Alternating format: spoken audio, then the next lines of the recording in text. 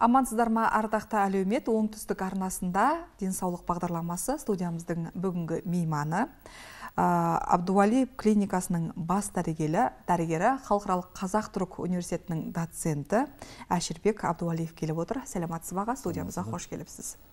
Жалпы біз бүгін халық медицинасы туралы әңгіме қозғайтын боламыз. Бұның дүние жүзіндегі, біздің еліміздегі жағдайы қандай, оның артықшылығы, тиімділігі тұсында әңгіме қозғайтын боламыз. Алдымен Әшірбек аға, өзіңіз туралы біраз көрерменге мағлұмат беріп өтсеңіз. Саламатсыздар, құрметті телекөрермендер. Мен Әшірбек Абдуалиев, 1959 жыл туылғанмын. Мен Өзбекстанның азаматы болғанмын. Сол Өзбекстан туылғанбыз. Мен 76 жылы Целиноград, қазіргі Нұр-Сұлтан қаласына барып медицинскийге түстім, мектепті бітіргеннен кейін. Одан кейін Ташкентке перевод жасадым, Ташкентті бітірдім. Одан кейін Ленинградта 3 жыл аспирантурада оқыдым. 3 жыл аспирантурада мен Қытай медицинасы бойынша кандидаттық диссертациясын қорғадым. Одан кейін Ташкентке келіп жұмыс істедім. Ол жерде жұмыс істегенде мен шығыс медицинасы кафедрасын аштым. Ол жерде шығыс медицинасы кафедрасында мен меңгеруші болып жұмыс атқардым. Сол кезде мен докторский диссертациясын жақтадым. Докторский диссертациясын жақтағанда мен Авиценна медицинасы бойынша жақтағам. Бұл Авиценна медицинаны мен төменде айтып кетемін не туралы. А так докторский диссертациям осы медицина бойынша болған. Содан соң мен қазір 8 жыл болды Қазақстанға оралдым. Енді есің барда елің тап деп елге оралдық. Қазір Шымкентте менің өзімнің 2 жекеменшік клиникам бар. Біреуі Қазығұрт микрорайонында жайғасқан, екінші 4-ші микрорайонда жайғасқан. Біз қазір халыққа осы халық медицинасының емдеу методтарымен халықты ем көрсетіп жатырмыз. Әрі еще мен жаңағы Қазақ-Түрік университетінде сабақ беремін. Болашақ дәрігерлерге өзіміздің білімімізді беріп жатырмыз қазір. Менің өзім туралы информация осылайда. Түсінікті аға.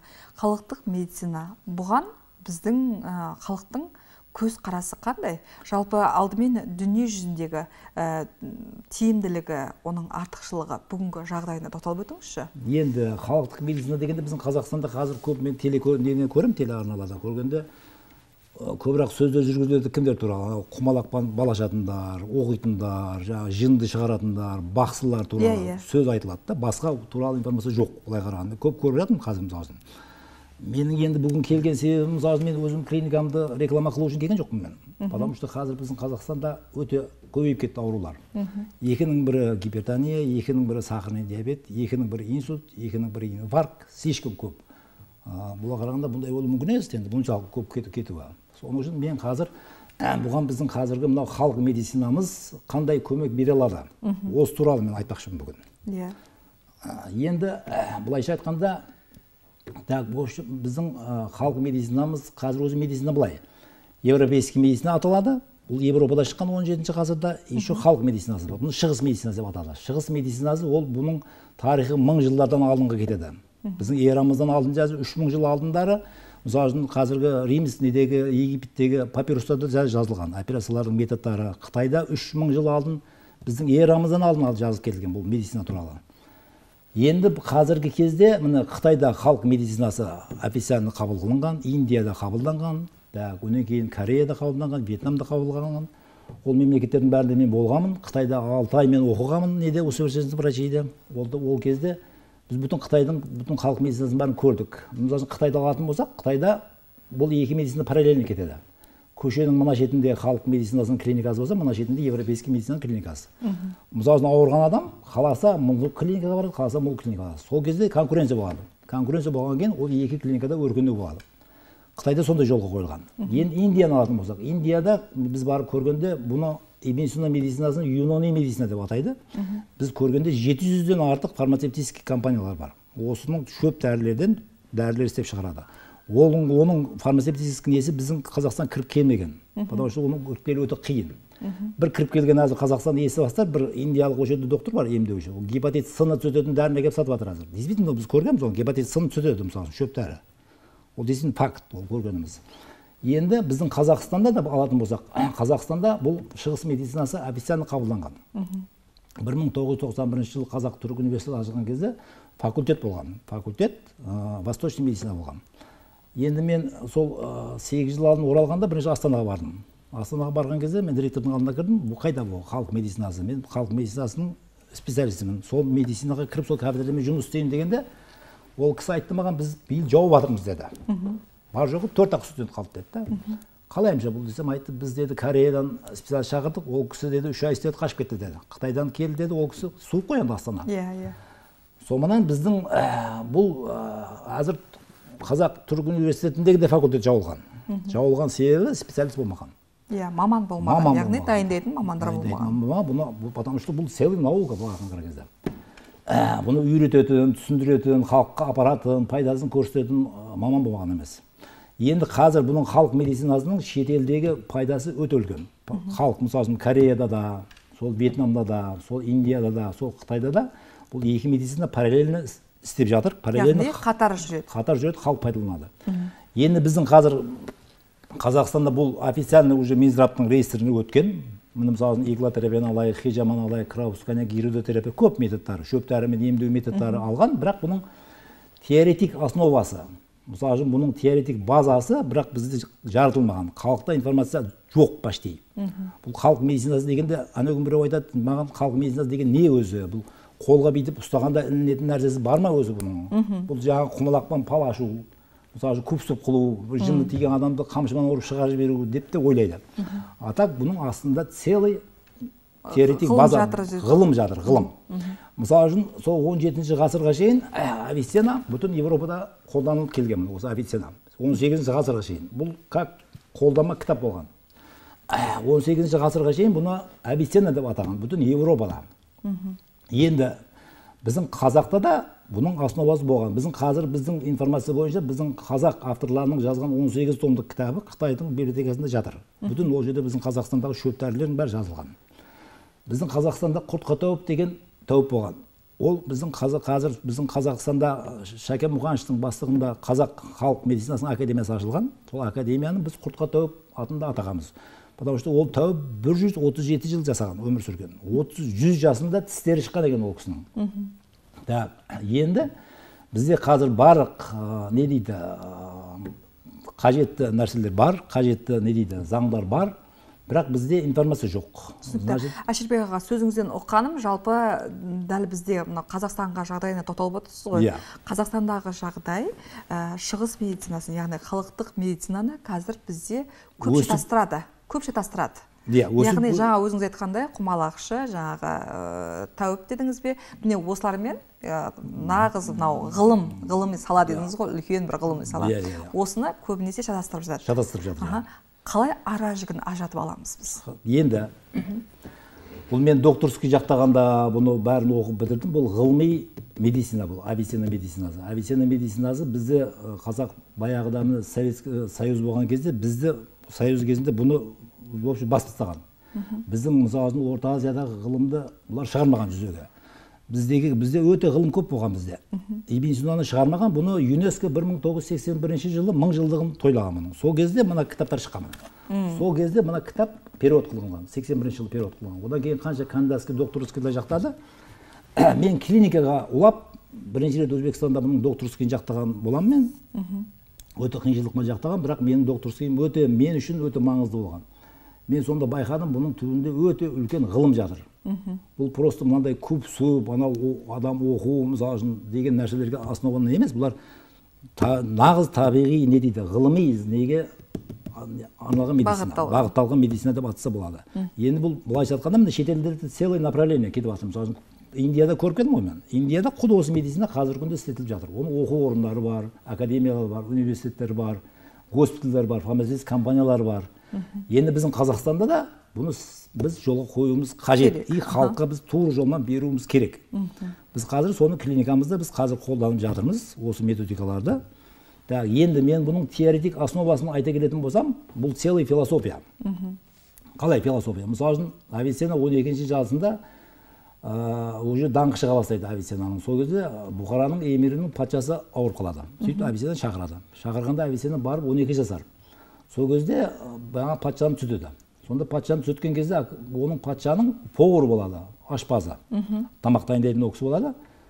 Сол повары патшаға көңнәрі беріп, жаңа білесіз ғой, макты беріп, тамақты пісіріп дайындайтын болады. Повары өліп қалған болады. Оның ешқайсы докторлар оның түбіне жете алмайды. Сол кезде Авиценна соның түбіне жетіп, жаңағы нені түзетеді патшаны. 12 жасында. Және бір Авиценнаның енді көп айта берсем, және бір мысалын айтып кетейін. Авиценнаны бір ауруға шақырады, мысалы 18 жасар жігіт, ол кісі азып тамақ жемей ауырып жатқан болады. Ол кісі тамырын ұстап былай отырады да айтады: осы ауылдағы тұратын адамдар шақырыңдар менен дейді. Сөйтіп ауылдағы адамдар шақырғанда ол айтады: ауылдағы осы адамдардың атын бірінде айтып шығыңыз дейді. Сонда ол бірінде айтып шығады. Тоқта дейді, мына үйге дейді. Кейін осы үйде тұратын адамдардың атын айтыңдар дейді. Бүйтіп айтып келеді. Кейін адамдар айтып келгенде бір қыздың атын айтады. Сол кезде тоқта дейді. Сөйтіп Авиценна сол жерде диагноз қояды. Бұл жігіт дейді, мына қызға ғашық болған дейді. Ғашықтықтан бұл сол ғашықтығына жете алмай ауырып жатыр дейді. Егер осы жігітті сол қызға екеуін басын қосыңдар, бұл өліп кетеді дейді. Бұл не деген? Сол тамырдан ұстап тұрып, бұл сондай диагноз қойып жатыр. Бұл дегені бұл целый философия. Бұның целый не дейді, маңызды не дейді, негіздері бар. Бұның ең основной маңызды негізі бұл ыстық суық деген нәрсе бар. Мизаж деген нәрсе бар. Мизажды біздің қазақта, біз кеше біз терминологияны қарап көрдік, ескіде бар екен. Менің мизажым ысып кетті, менің мизажым суып кетті дейді. Бұл действительно сол мизажға қарап тұрып бізде ем көрсетіледі. Мысалы үшін әрбір тамақты алатын болсақ, оның мижазы бар. Ыстық мижаз, суық мижаз дейді. Міне мысалы жылқының еті бар, өзінің мижазы, қойдың еті бар, мижазы, сиырдың еті бар, мижазы, мысалы жүзімнің мижазы бар. Сол әрбір біздің жеп жатқан тамағымыз бұл мижаз. Бізде қалай? Бізде қазір ең бірінші Аллаға шүкір айту керек, бізде халық тоқшылықтан ауырып жатыр қазір. Не дейді? Анау тамақтанудың несі жоқ. Рационның қайсы тамақ жесе қандай болатыны жоқ. Жақында бізге бір орыс апай келді, 67 жасар. Клиникада жатып шыққан, 15 күн, давлениемен. Үйіне келген давление түспейді, ішпеген дәрісі жоқ. Сөйтіп ол әйел маған жылап келді біздің клиникаға. Мен сұрадым мен бабушкадан. Сөйтсем, мен вегетарианкамын. Вегетарианка деген ол деген ет жемейді ол. Мен не жейсіз дедім. Сөйтсем, ол кісі күніне 2 килограмм алма жер екен. 2 килограмм алма жер екен. Енді бұл қараң, енді алманың мижазы ыстық. Ыстық болғаны үшін оның давлениесі көтеріліп жатыр.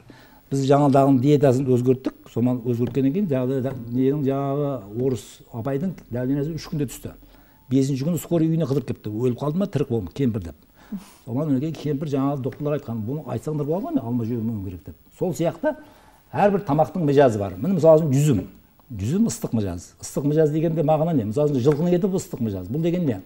Мысалы үшін жылқының етін қазы-қартан жесе адам қызиды. Қыстың күні қызып жүресіз. Мысалы шошқаның еті, саланы алайын болсақ, бұл ыстық мижаз. Жегеннен кейін қызисыз. Мысалы үшін спиртной напитоктер бөлінеді. Мысалы пиво, бұл суық. Неге? Пиво ішкеннен кейін адам давлениесі түседі, ұйқысы келеді. Егер мысалы коньяк ішсеңіз, вино ішсеңіз, давлениеңіз натурально көтеріледі. Сондықтан бұл қазіргі біздің Европа, яғни әр жейтін тамағымыздың құндылығын, мижазын байқау керек. Бұл философия. Бұл калориясын медицинада жазып кетілген. Медицинада барлығы философияға основаны, бұл методтың бары. Енді Гиппократ айтады, если целитель дейді, ол целитель дейді. Если он овладеет, мысалы философиямен дейді, он овладеет божественной силой дейді. Бұл дегені, ол сондай керемет результаттар көрсете бастауы мүмкін, егер философияны білсе. Енді қазіргі біздің Европа медицинасында философия жоқ. Баяғыда біз оқығанда марксизм, ленинизмді оқығанбыз, ол марксизм, ленинизмді мысалы ашқазанды дауалай лечение қылған кезде марксизм, ленинизм при чем тут ашқазанда, еш ақылға жетпейді. Бұны ашқазанды дауалаған кезде бұл философияның ролы бірінші орында тұрады. Мысалы үшін ашқазанды дауалау үшін сіз бірінші философик подход болу керек. Бізде қазір ашқазанды дауалаған кезде стандартқа кірсе, мынаны дауалаймын. Бұл бойынша әрбір больной бұл индивидуальный больной. Оны көрген кезде бірінші оның біз диагноз қоямыз. Оның сыртқы көрінісі, жүрісі, тұрысы, мысалы склера, тілдері, тамыр ұрыстары. Мысалы тамырды ұстаған кезде қазіргі біздің Европа медицинасында 7-8 параметрді көреді. Частотасы, наполнениясы. Медицина медицинасы бойынша 70-80 параметрді көреді. Маған қарап точный диагноз қояды. Енді бірақ оның диагноз қою методтары біздің Европа медицинасынан farқы бар. Ол жерде синдромальный диагноз кетеді. Европада конкретный диагноз кетеді. Синдромальный диагнозбен олардың диагнозының өте айырмашылығы бар. Енді мысалы алдыңғы емшілер диагноз қойған, тәуіптер мысалы. Адам уже есіктен кіріп аққаннан оның жүрісі, тұрысы, көзінің қараулары, соған қарап жүріп диагнозының 50% қойып болған. Отырғаннан кейін оның тамырын көрген, тілін көрген, көзін көрген, соған қарап 80% диагноз болған. Одан кейін оған айтқан: "Сен ертең маған мачаңманан, зәріңменен қалыңды әкел" деген. Зәрменен қалды қарап тұрып 100% диагноз болған. Одан кейін сұрау жауап қылып ол диагнозды толтырған. Соның мижазына қарап тұрып, егер де оның ыстық асқан болса, суық берген, суық асқан болса, ыстық берген. Бұл осы медицинаның ең основной философиясының тиімділігі сол. Түсінікті. Ашибек аға, енді мынау жаңа өзіңіз айттыңыз, Абдуалиев атындағы Шымкентте бір емес екі клиника бар. Өзіңіз бас дәрігерсіз, сол жерде бұл клиниканың өзгелерден артықшылығы қандай? Диагнозы сіздегі дәрігерлер қалай қояды? Арнайы лаборатория бар ма? Қалай жұмыс істейсіздер? Енді біздегі диагностика былай. Бізде бірінші шығыс медицинасының диагнозы қойылады. Адамның жаңағы мижасы анықталады, ыстығы асып кеткен ба, суығы асып кеткен ба. Екінші жақтан онан кейін европалық медицинада оны подтверждение қыламыз біз. Яғни қан, общий газ крови, мочи, УЗД, ЭКГ барлығын, мысалы қазір біз шетелге барып көргенде бәрін қосып апарады былай. Интеграция жасалған. Осы потому что біз әзіргі современный медицина, Европа медицинаның бұның жетістіктерін біз қайтарып болмайды, бұны инкар етіп болмайды.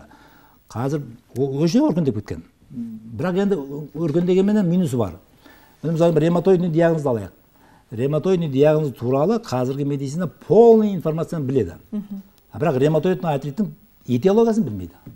Бұл неге тағылады бұл? Бұл деген тағылады, біз пока ничего не знаем. Бірақ ревматоидный артрит туралы, мысалы мен докторский жасағам, мысалы барлығын біледі. Қанда қандай өзгеріс, иммун системасында қандай өзгеріс, барлығын біледі. Бірақ оның этиологиясын білмегеннен кейін оның лечениясы тур кетпейді одан кейін. Лечениясы Европа медицинасында басқаша дауаланады. Мынау медицинасының подходтары басқаша дауаланады. Екеуінің парқы бар. Бұл жерде ең бірінші диетадан басталады. Диет, тамақ. Соның үшін әрбір жеп жатқан аурудың тамағы, мысалы мен не үшін айтадым? Қазір гипертония көбейіп кетті, сахар көбейіп кетті, потому что тоқшылықтан ауырып жатыр дегенім себебі сол. Потому что яғни талғамай ас жей береміз. Тамақты талғауды білмейді халық. Қайсысын жеу керек, қайсысын жемеу керек. Информация жоқ. Информация жоқ. Мен мысалы мен әне күн көрдім. 200 грамм жүзім жеп инфаркт болған. Инфаркт қатты болған. 200 грамм жүзім жеп. Жүзім потому что ыстық. Тем более күздің күні оның энергиясы көбейіп кетеді, калориясы көбейіп кетеді ішінде. Оны жеген адам қызиды. Мысалы жүзімге тойып алсаңыз, өзіңізді сразу сезесіз, қызисіз, шөлдейсіз, организміңіз дәлденіңіз сразу көтеріледі, сразу білуі мүмкін. Сондықтан әрбір жаңа мен айтып өттім ғой, жаңағы бізге келген апай 67 жасарлық Шымкенттен келген. Алманың өзінен даже дәлдене көтеріліп жатыр. Алманы бізді санайды вегетарианский. Мысалы шыққанда алманы жей бер дейді.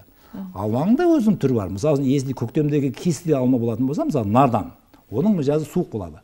Егер күздегі таза піскен шырын алма болса, ол әбден дәлдене көтереді. Сондықтан әрбір тамақтың сортировкасы бар. Біз енді біздің емханада осы әрбір тамақты біз сортировка жасап береміз больныйға. Мынаны жейсіз, мынаны жемейсіз, мынаны жейсіз, мынаны жемейсіз деп. Действительно бұл эффективный. Мысалы біз ауруханада жатқанда, жатыр адамдар диетаны айтамыз, бәрі лечение кетіп баратыр. Дәмдені жақсы кетіп баратыр.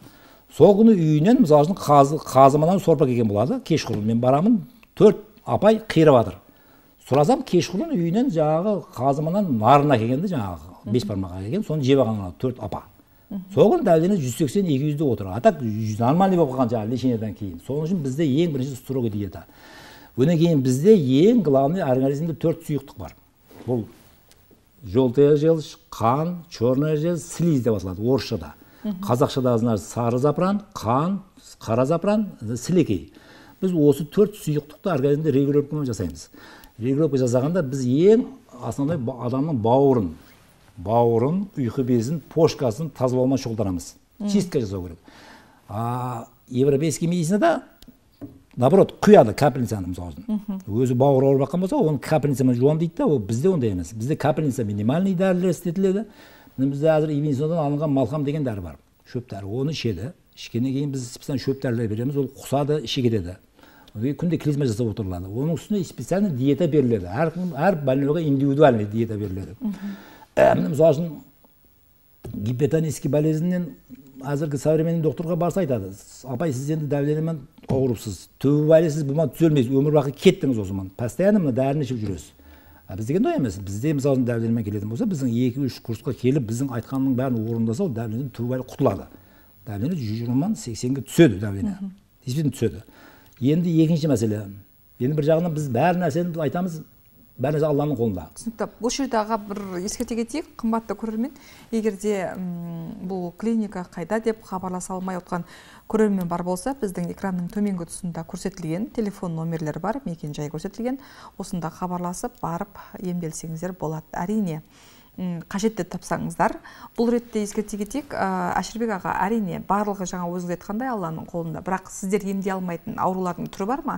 Және емін бүгінде дәлелдеп, міне мына ауруларды емдеп шықтық, бүгінде нәтижесін көріп отыр деген азаматтар бар ма? Бізде неміз бар, журнал отзывов. Ол жерге барлық шыққан больнойлар жазып кетеді. Қандай ем болды, не қойды, барлығын жазып кетеді. Оны мысалы клиникалық келген жоқпын, оны көрсе болады. Организмді общий ем дейміз. Общий деген қалай? Мысалы ашқазан ауырып келсе, организмді общий емдеу керек. Тек ашқазан емес. Мысалы оның давлениесі болатын болса, оны общий организмді қарастыру керек та. Оны давленияны емдеу үшін барлық ауруды бізде общий емделеді. Басы ауырса да, ашқазан ауырса, аяғы ауырса да общий. Общий қалай болады сонда? Оның бірінші организм тазаланады, чистка қылынады. Чистка қылынғаннан кейін әр органға өзінің керекті шөп дәрілері бар. Олар беріледі. Одан артық біз Европа медицинасында қолданамыз. Капельницалар бізде қолданады, массаж, физиотерапия, оның барлығы бар бізде. Олар параллельно қолданбаса болмайды. Неге десеңіз, бізге ол ауру келгенше уже лекарственный зависимый келеді ол. Аны дәріні ішпесе жүре алмайды мысалы үшін. Бронхиальный астма келеді мысалы бізге. Давлениемен келеді. Ол мысалы давление 200-240-ман келіп жатыр. Ол дәріге зависимый уже. Неше жылдан бері істетіліп жүрген. Оны резко алып тастап болмайды. Мысалы, оның давлениесін резко түсіріп те болмайды. Мысалы, 200-ді сіз 120-ға түсірсеңіз, ол жүре алмай қалады.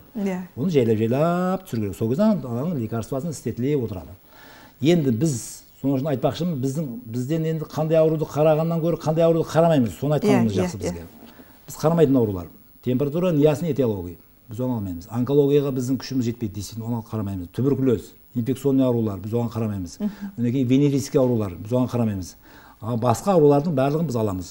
Одан кейін острый аурулар, реанимационный аурулар, біздің оған мына медицинаның күші жетпейді. Оны айтып өту керек. Қазіргі Европа медицинасы, қазіргі современный медицина оған қарайды. Хроник фазаға өткеннен кейін біздің хроник фазаға біз қарауға күшіміз жетеді. Бұл біздің күшіміз жетеді. Мына медицина осы Авиценна медицинасының күші жетеді. Біз ортада тұрған бір себепші. Осыны біз әзір ауруларға қолданып, осыны жеткізіп беріп жатырмыз. Мен бүгін мысалы үшін телевизорға шығып айтқан себебім, потому что действительно мына философияға қарау керек. Әрбір адамзат өзінің индивидуальный тамақтану режимін білу керек. Соған қарап тамақтану керек. Ол мысалы үшін бақсы, оқу, құмалақ деген действительно олар бар нәрселер, көз деген нәрселер бар, бірақ мынау медицинасының основасы жатыр мына жерде, мынаның ішінде. Целая философия, целая наука. Бұл жерде неше мыңдаған шөп дәрілер, бұл рецепттер жазып кетілген барлығы. Осыны қазір біз егер халыққа жеткізіп қолдансақ, біздің халқымызға көбірек пайда тиеді демекші. Мында енді мысалы үшін давленияны етінен бастап, сен осы дәріні ішіп жүре бер деместен, оның давленияны түбелей құртуға әрекет жасау керек. Сонда ол ертең күні инсульт болмайды, инфаркт болмайды, профилактика. Бізде жаңа 3 направление келеді ғой енді. Бірінші профилактика, ауырмай жатқан адамды сауықтыру. Екінші ауырған кездегі адамды сауықтыру. Одан кейінгі оны реабилитациясы. Осы оңалтумен айналысу. 3 мәселемен шұғылданамыз. Түсінікті. Әшірбек аға, енді соңғы сауал болсын, бізге берілген уақытта таяп келеді. Жаңа айттыңыз, бізден негізінен көбінесе мынау дәріханадағы дәрілер емес, көбінесе шөп дәрілермен емдейді. Ол шөп дәрілерді кімдер дайындайды және қаяқтан алдырасыздар? Бізде ол шөп дәрілерді біз көбірек Зеде компаниясының дәрілерін аламыз, аптекадан аламыз оларды, потому что олардың бәрі фармациядан өткен. Өнеген специально бізге шөп таудан дайындайтын адамдар бар, олар әкеледі бізге шөп дәрілерді. Енді негізі олардың бәрі неден өткен, фармакопеяда өткен дәрілер. Бірақ оны қайсысын қай уақытта істету керегін білмейді. Қалай қолдануын білмейді. Ол секрет сол жерде. Өнеген ең екінші бір секрет айтатыным, қазір айтатыным, бірінші ауырсаң аузың тый дейді. Біз ауруларға айтамыз. Бірінші сен докторға барудан алдың, емшіге барудан алдың. Бірінші сен тамағыңды турла. Одан кейін жүріс-тұрысыңды турла. Образыңды турла. Одан кейін жәрдем болмаса, одан кейін дәрігерге бар. Бізде қазір қалай? Тамақ қап кетеді, образың қап кетеді, прямой дәрігерге барады. Дәрігер барған соң оған дәрігер фирмалар тығылып тұр ғой былай. 10-15 дәрісін жазып береді, содан кетті. Порочный круг басталады былай, айланып кетеді. Атақ, қазір біздің халқымыз соған үйрену керек. Бірінші дұрыс тамақтану, одан кейін өзінің образ жизнь, салауатты тұрмыс тәртібін сақтау. Міне өзім мен бізді қазір салауатты тұрмыс тәртібін мен өзім апарамын мен мысалы үшін. Біздің Наурыз деген футболный командамыз бар. Қазір Шымкентте чемпионат өтіп жатыр. За 60. Бұны әкімшілік апарады қазір. Мен өзім соның бәрін қолданамын и халыққа осыны жеткізбекшімін. Потому что слишком қазақ халқы уже қиналып жатыр да. Потому что инсульт болғаннан кейін ол уже всю жизнь инвалид болып қалады. Оны қалай сіз оны тұрғызасыз? Сол үшін инсульт болмай жатып, ол кісіні сауықтыру керек. Оның үшін тура информация болу керек. Мынаған жетіп бару керек менталитетіне. Осындай болар екен, осындай жолы бар екен деу керек та ол. мысалы үшін жеп ішіп аққанымнан мен ауырып аққан екен деген мынаған құйылу керек. Сол менің бүгінгі берген мақсатым осы. Рахмет аға, студиямызға келіп берген мағлұмат, мәліметтеріңіз үшін үлкен рахмет. Әрине біздің көрермен өзіне қажетті біраз мағлұмат алды деген ойдамыз. Өзіңіз айтқандай 3-ақ түйін бар. Денсаулықты сақтау.